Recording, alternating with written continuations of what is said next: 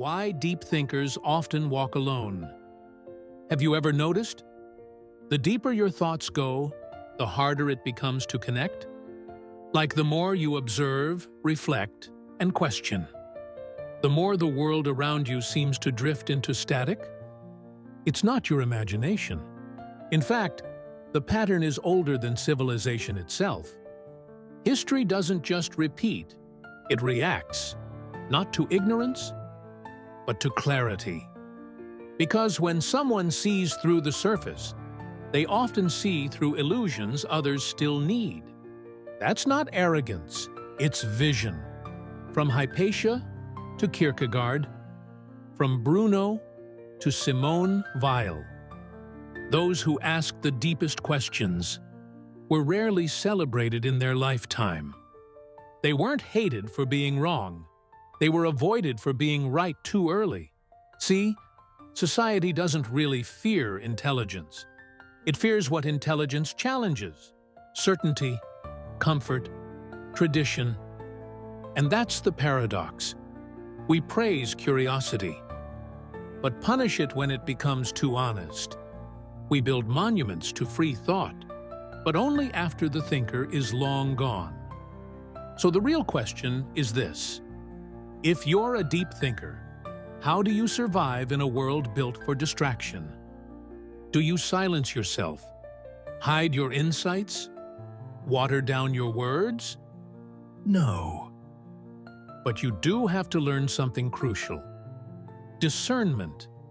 Not every room deserves your deepest thoughts. Not every listener is ready for what you see. And that's okay. Your mind is not a performance for the crowd. It's a compass, and it will lead you to the right people. When you stop trying to convince the wrong ones, you don't need to be understood by everyone, just by those who matter. Think of it like this: the stars don't shine brighter by shouting at the sky. They just burn consistently, quietly, until someone finally looks up. So, seek out those who gaze upward too. You'll find them in books, in obscure forums, in art that most scroll past. You'll know them by their questions, not their answers. And when you do speak, speak clearly. Complex thought doesn't have to sound complicated. Einstein wasn't admired because he was hard to understand, but because he made the universe feel closer. If your insights isolate you, don't build walls. Build bridges. And remember this: you're not alone in your aloneness. Every era has had its quiet minds. Wandering libraries, walking forests, asking questions others avoid. They weren't broken. They were building a different kind of life. As philosopher Alan Watts once said, the only way to make sense out of change is to plunge into it, move with it, and join the dance. Deep thinkers don't escape the chaos of the world.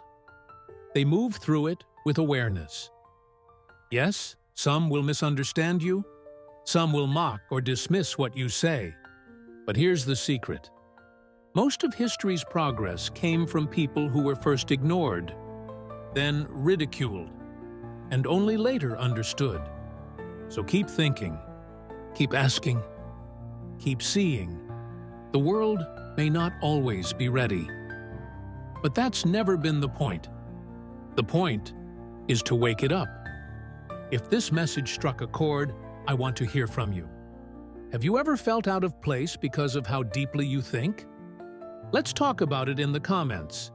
This is a space for real minds, real questions. And if you're ready to explore more truths that go beneath the surface, hit that subscribe button. This is the Meta Lens, and we're just getting started.